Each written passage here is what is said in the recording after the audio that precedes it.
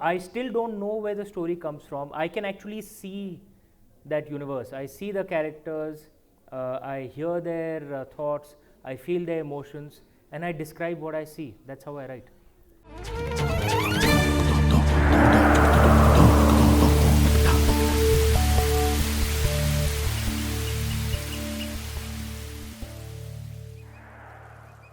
Teamwork Arts Podcast, ladies and gentlemen. This is where we try and go behind the scenes, go inside the minds of those who create the arts. And of course, it'd be wonderful to pick the brains of the man who's sitting next to me, Amish.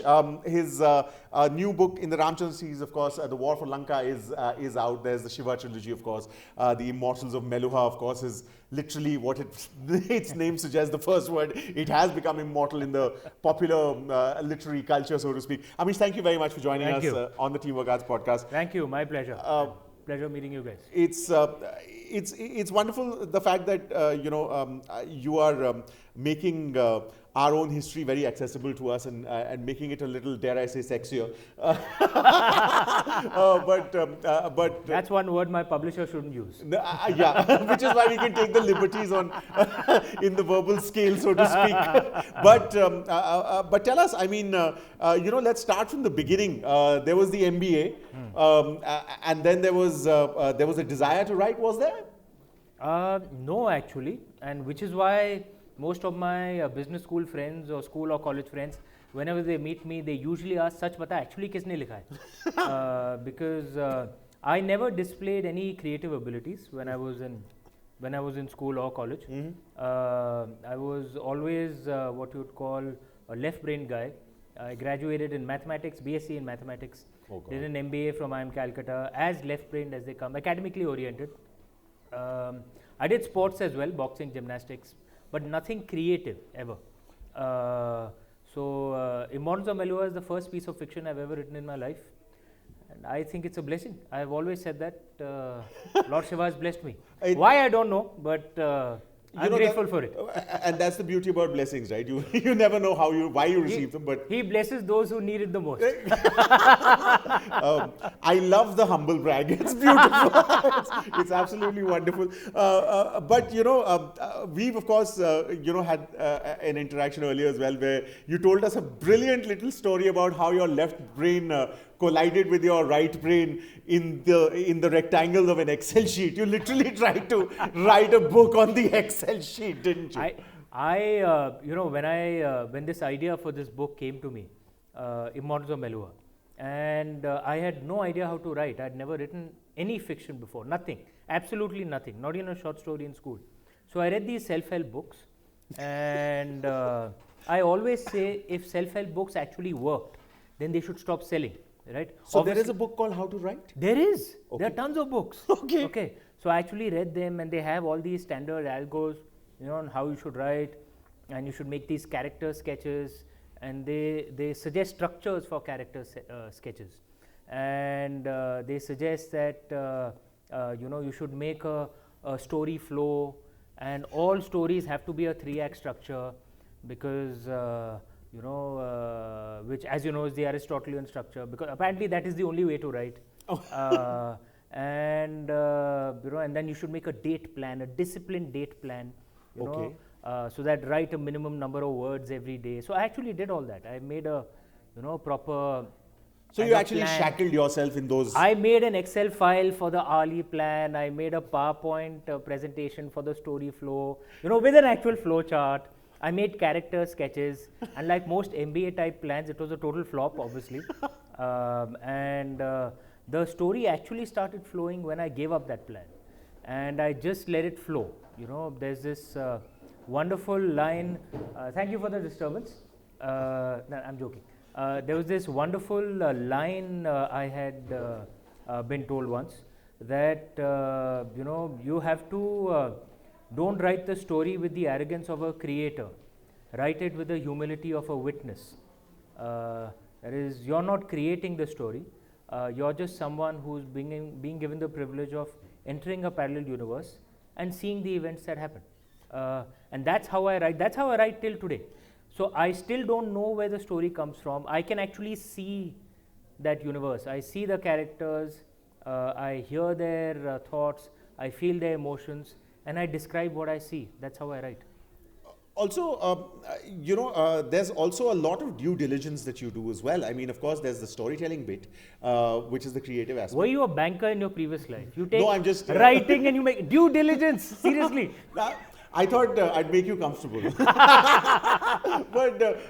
But you take your research very, very seriously, because it's not just that ideas come to your head and you pen them down. They're actually weighed down on the page with lots and lots of research. Is that true? Yeah, the reason why I guess I enjoy the research in a way. So it's not that I research to write. I research because I just like it, right? So I read a lot. And it may not necessarily be linked to the book that I'm writing. So I just keep reading anything that catches my fancy, right? And I primarily read non-fiction, and I read across different subjects. So of course history. But I'm not talking about historical fiction, like pure, historical non-fiction, what many others would find drab, those kind of books, right? Sure. Not even narrative non-fiction, pure, and then philosophy, science. I read science journals. I read anything that catches my fancy. And the way I see it is all that reading will go somewhere into the book. I don't know what will go into the book, so I read as much as I can. It's a bit like, I don't know what dish I have to cook or what dish he's going to inspire me for. So I buy every single ingredient I can find, right? And then whatever goes in will go in. Whatever doesn't go in is nice knowledge to have. Of course. And there's the dish itself, and then there's the garnishing. Yeah. Which is where you put in the hara patta beautifully, which I believe is called marketing, which is what you made very cool even before it was cool. You're being a lot of cool points which I should tell my publishers. Marketing is hara patta. Okay. Maybe we should call it mint. Marketing equals dhania. Adds the garnishing doesn't know. But you indulged in those things wholeheartedly. I mean, there were some cool marketing ideas that you had. I think you had figurines, etc., that were also. You've done loads of things, yeah. So look, the way I see it, jo bhi karo, dhang se karo. Ye to mat karo, right? So I write with, I think, the purity of my heart. I don't think at all about what will work, what will not work. I just write what feels right to me, the way Lord Shiva blesses it. But for the want of a better term, I think an artist should be a schizophrenic, because you should create with the purity of your heart. But when you're marketing, then be a full practical, pragmatic, IM MBA type, right? So you have to, you're not going to touch the product at all. But how do you position it that it sells, right? Why should the publisher lose money? And it's adharma in a way if an author doesn't do the best he or she can. So, and often I've found with marketing, it's not really about how much money you put into it. It's about the creativity of the ideas, So for my first book, we distributed the first chapter free of cost. It had never been done before. Sure. And worked really well. We made a trailer film. Again, it had never been done before. Absolutely. And loaded it on YouTube. It worked very well. For the second book, we had more budget. So we made Secret of the Naga. So we actually made trailer films, proper movie-style trailer films, which we released in theatres, right? For Oath of the Vajiputras, we actually made a music album, right? Which we released, and we made a music video of it. So we actually made money from that marketing activity. And it's okay to do that. Why not? So we've done for, and for my latest, for War of Lanka, among the innovative things we did was we, again, Web3 has never been used before for book marketing, at least from what I'm aware. Sure. So augmented reality essentially, and as people get more and more into it, it draws them in, right? And the entire point of marketing is not just to attract those who are going into bookstores in any case. They'll see my books, it'll be displayed well right at the front. Sure. They'll buy it. How about attracting those who are not readers, right? How do you attract them? So what this augmented reality thing did was actually, you put up your phone, on an app, and say you're pointing it at this floor, right? And a circle of fire would emerge, which would collapse, and Ravan would come out of it, right? And it's actually in real life out there. Sure. So it's augmented reality. Of course. Or you have the Pushpak Viman flying, and Indrajit is in there. and your task is to point a sphere and and get Indrajit down. Now, what these kind of things do is get those who are not naturally readers, introduce them to War of Lanka, and then they come into Sort of like store or gateway Amazon. drugs. Exactly. But Again, not the term my publisher should use. Let's say gateway marketing. Gateway marketing. Gateway marketing. Sure. Let's keep it to that. You're a troublesome guy. You're like a machis ki tili. Aag lagao. What's the point of doing this in winter if you can't warm your hands on a little? One could also argue that all of these gimmicks might also take away from the book itself. Would you agree? No, actually. Look, I read a lot. I can give you a long list of books which should have been bestsellers, but are not because they weren't marketed properly. Sure. The biggest challenge you have in today's day is not getting a share of the wallet of the consumer. It's just 500 rupees. It's not that much. People spend that much on coffee, right? The biggest challenge is getting a share of his or her time, right? And if you see it that way, then your book is not just competing with other books. It's competing with Netflix and Amazon. It's competing with your timeline on Insta. It's competing with a visit to the mall. How do you reach out to different people and tell them, look, this might be a worthwhile expenditure of your time? And if you don't do that, ultimately, look, good marketing kills a bad product even quicker. You see a long list of Bollywood movies which were supposed to be super hits. We've seen in the last few years, many of them have. I mean, they didn't even make as much money as their marketing budget, right? Forget about the production budget. A lot of the cult films now actually were failures. Yeah. But the point I'm trying to make is you have to do proper marketing to give people an opportunity to at least try the product. Then the product sells itself. It's wonderful that you talk about time, because most of our time now is spent on the mobile phone, on the internet, etc. I come from the world of music, so there are two aspects of this that were fascinating to me when I was talking to two very different people. Actually, one I talked to and one I saw in a documentary. Strings, the band, they started when everything was analog. And I asked them, and they just released an album actually 3 or 4 years I didn't back. know that. Yeah, fantastic album. Okay. And they were doing these interviews as part of their whole social media outreach, and I asked them that you started, Sar Kiye Pahad, etc. Absolutely fantastic. And they said something very interesting. They said when we started, art was a push medium. You had to push your art out to a magazine, to a radio station, to television, and you were done. Now, art is a pull medium. There are so many media that you have to touch. Correct. That you have to literally pull your audiences in, because every second they're being pulled in different directions. Exactly. With information and with art. That's one aspect. Yeah. The other was in this documentary that I saw about a guy who'd recorded analog Nirvana's greatest album, one of the biggest albums in the world. Yeah. He was asked about internet musicians. Kurt Cobain went too quickly. Oh. He went too quickly. Anyway, carrying on. I don't want you to start crying. No. There's a fantastic image of him sitting by the stage and crying after his concert because he was so overwhelmed by the music. That's how seriously he took his music. And this is the guy who produced that music for him. He was asked about internet, and he said it's great because there are lots of musicians who would never have gotten an opportunity because of commercial considerations, who are now becoming stars because their music is accessible, because art is democratized. But there's also a lot of musicians out there who have no business being in the business of music, who are making it big as well. What are your views on this? Good question.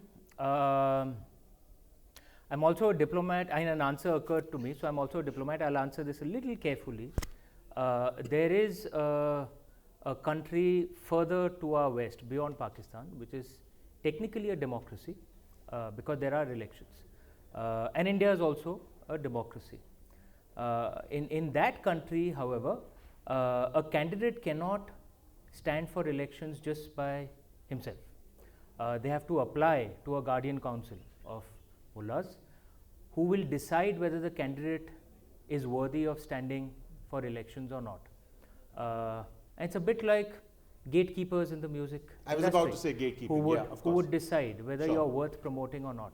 And only those who go through that guardian council can actually stand for elections, right?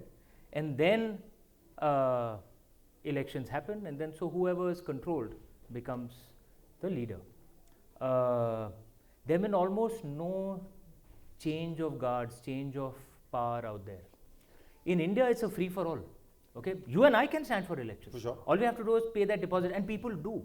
Of course. Okay? And people stand for completely ridiculous reasons, right? There's a guy who'd stood up for elections, saying he wants to ensure. I remember it stood in Mumbai that his main plank was that every city, every town, every village must have a Mahatma Gandhi road. Okay, that was his plank. I mean, but no one could stop him. He stood for elections, and of course he lost his deposit. Right? Sure. Where is democracy stronger? I'm not saying India is perfect, right? But where is democracy stronger? Where there are gatekeepers controlling it, or it's in a way a free for all. Anyone can stand, right? Or how the US or UK is, anyone can stand, right? Sure. Again, I'm not saying it's perfect, right? But where is it stronger? Right? It's a bit like a controlled garden or a jungle where any plant or tree that can compete has a chance to try. It's luck, right? But in a controlled garden, where all trees are placed in one row after another, which is more bursting with life? Sure. Right? So, and that's the way I see it. I'm a lover of the natural law. Let people try. No gatekeepers to control it. And look, the public will decide. Sure. Yeah. Sure. Absolutely. That's a very diplomatically well done, if I may. But of course, can't deny the fact that we're living in the world of listicles and 280 characters. So, a lot of people get seduced by the successes of writing.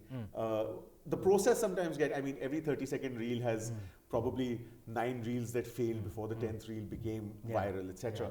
So do you think the process of, the diligence, again using that word, of reaching that destination has become secondary to the fact that, we see the successes in 30 seconds, but we forget what goes on behind. We've forgotten the process. Yeah, there's this lovely line. It took me, I think 15 years or 20 years to become an overnight success. So there's no such thing as an overnight success, right? Sure. And nothing teaches you like failure. And it's good to fail, right? As long as you draw the correct lessons and learn from the mistakes. Often, you'll find there are so many guys who are one-hit wonders. They have just one success and then they're not able to handle it. So going through that grind, I think, is extremely important. It makes you tougher. Failure actually toughens you in many ways. Toughness, facing resistance, facing obstacles, it toughens you up. But are we learning how to deal with failure? Because are we too afraid? I think today the public conversation at times has become thing that's, oh, I'm in depression, oh, I'm suffering, someone mollycoddled me. No, why should someone mollycoddle you, right? Life is tough, it's the way it is. Sure. Who doesn't suffer, right? And among the things that I find extremely, intriguing, I'm living in London, I'm living in the UK, and among the youngsters out there, and there's not just anecdotally, when I meet many of them, my role is such that I engage with various people, but even, research reports that one reads, there's a lot of anger among the youngsters out there, young millennials, Gen Zs, which to me as an Indian is kind of intriguing because it's the most privileged generation in human history. Western youngsters today, no one has been more privileged ever in human history than them. And you come to India, and even street children, you find that verve, you find that like they're bursting for life, there is fire in the belly. And one wonders, why is that? And there's one thing that comes down from our ancient traditions, that there's a value to obstacles, there's a value to suffering. It makes you tougher.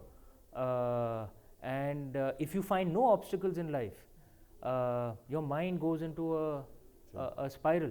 Because it genuinely does intrigue me. Why is that generation so angry when they're the most privileged generation in human history. No one has had more money, ever. But is there a danger of transmitting our lived experiences onto them in trying to understand that? No, I'm just intrigued. I want to understand. You know, it's a question, is what you're saying. It's a question, and it's okay to question. Because if countries from where there is, from all parameters and metrics, there's much more suffering, much more poverty, you don't find that much anger out there. You find much more of a comparative attitude, much more of a willingness to not complain but work, right? I don't know what the answer is. It's just it's something that I've noticed, and it's worth exploring why. Sure. Because again, if you read reports of the way what is now called the greatest generation, which is the Westerners who went through the Second World War, perhaps the unluckiest generation in human history, among the unluckiest, right? Because they would have been the kind who in their childhood would have seen the suffering of the First World War and the depression, and then when they come of age, many of them go into the Second World War, many of them go through the meat grinder of the massive battles, many of them die, and they come out of it and recover so quickly. You know, it's an article my sister and I had written, you know, someone like J.R.R. Tolkien, who suffered through the First World War, through the Great Depression. He wrote books like Lord of the Rings, which are morally very clear, you know, which have the elves who are perfect, which have the orcs where there's, I'm not saying that's realistic, but it just showed his attitude to his writing. Whereas, you know, someone like a George R.R. Martin, who's a baby boomer. So he was born, again, among the most privileged generations in human history, was born after the Second World War, dodged the Vietnam draft, lived a very, relative to, you know, just a generation prior, lived a very privileged life. But his attitude was such that he wrote something like the Game of Thrones, which is violent, in many ways, no lack of morals. Why is that? Why is someone who suffers so much see the world in such clear, moral and optimistic terms? And why is someone who actually had a wonderful, relaxed life see the world in such ugly, moral terms? I don't know. I don't know what the answer is. But it's worth exploring. And then is there something to what our ancestors said, that there's a value to suffering? It makes you stronger. It makes you clearer about life. That since you've seen how bad is, you can appreciate how good is. That's important. That's important. It's a question. It's not a, I don't think this is an indictment or a no. frustrated. In the Indian way, there's no judgment. It's trying to understand so that you can apply in your own life. That's all. Yeah. And you know, talking of suffering, if somebody has decided to make suffering his or her companion with the profession of a writer,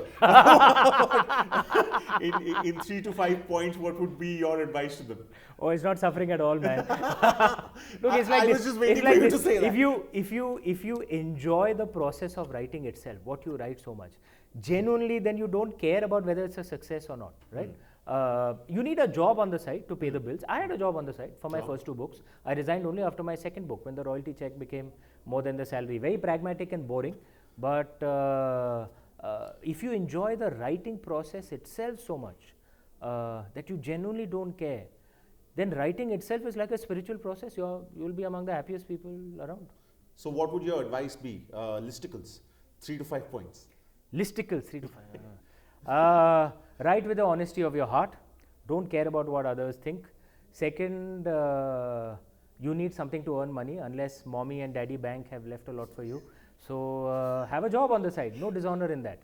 And third, try your best to market your books, because nothing sells itself. If it doesn't work, no problem. You have the job to fall back on. Absolutely. And these are words from someone who has weighed them down with experience and with success. And also till now, God knows what the future holds. Who knows? But at present, if we can laugh with the knowledge that this laugh is a positive one, I think we can all thank the Lord and be it Shiva, even better. Thank the Lord. Thank Lord Shiva. That's Amish Tripathi, ladies and gentlemen, with a little bit of food for thought as well, a question, and maybe finding the answers might be the first step. And that's what we're trying to make you do. Take that first step towards asking the questions, because it's literally no wrong questions. So if he made you think, that's wonderful. And if you did reach here, that's even more so. Please follow us on social media to see what's up next. Thank you very much for being here. It does matter a whole lot to us. Amish, thank you very much. Thank you. Thank you. This is the Teamwork Arts Podcast, ladies and gentlemen. If you've enjoyed this podcast, subscribe to our channel now. We have a new episode out every Friday.